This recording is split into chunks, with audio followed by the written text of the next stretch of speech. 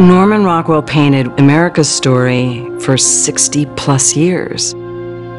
Our definition of family is now expanding and blossoming, so it's not this rigid, fixed picture of what the family is.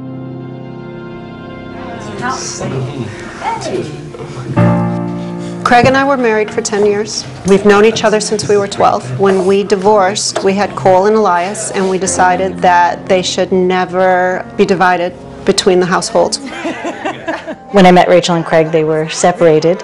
Rachel and I started dating with Craig's blessing. When we had Gabriel and we found out he was a boy, and I thought about how the experience would be for him without a biological father, I just thought of Craig and just thought, it's going to be fine. We don't talk about halves or steps. We talk about family and siblings and parents and the willingness to remain included. On our table, there's always the challah, which was my grandmother's recipe, and challah is a central part of a lot of our meals. Is just that physical movement to touch the challah just settles and grounds all of us, and yet it just connects us all together. I'm extremely proud of my family. We've had our rough moments, and we've worked hard to be the family that we are, but everybody right here is what matters.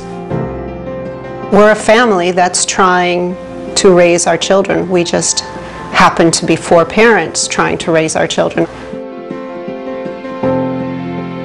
The core of Norman Rockwell's work is about coming together, just being present for each moment. Family is what you make it out to be.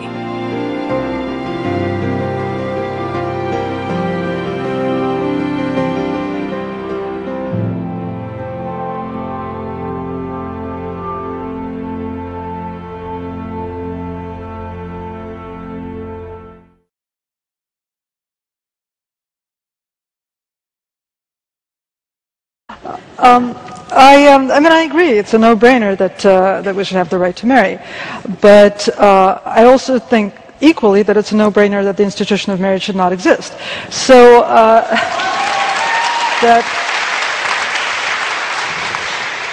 that causes my brain some trouble.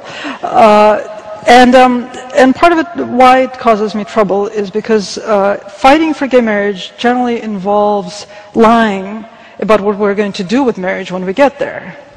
You know, because we lie that the institution of marriage is not going to change. And that is a lie. The institution of marriage is going to change, and it should change. And again, I don't think it should exist. I don't like taking part in creating fictions about my life. That's sort of not what I had in mind when I came out 30 years ago.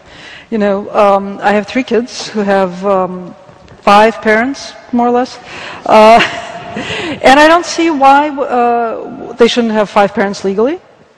I don't see why we should choose 2 of those parents and make them into a sanctioned couple. And because between those 5 parents we have 2 groups with 2 different citizenships, 2 groups of 3. You might need to take us through that. You might need to take us through that, because we're getting a bit confused. It would take a long time. No, I have, you got married in Massachusetts? I got married in Massachusetts to my partner, who's Russian, my ex-partner. And by that time we had 2 kids, one of whom was adopted and one of whom I gave birth to.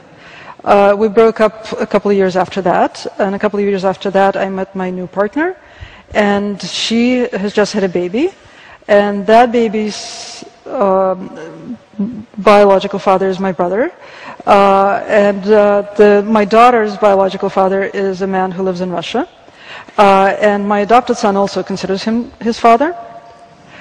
So, so the 5 parents break down into 2 groups of 3 who have 2 different citizenships. That's not very British.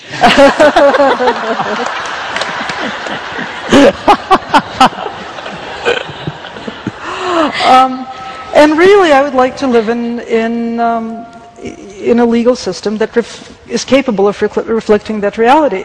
And I don't think that's compatible with the institution of marriage.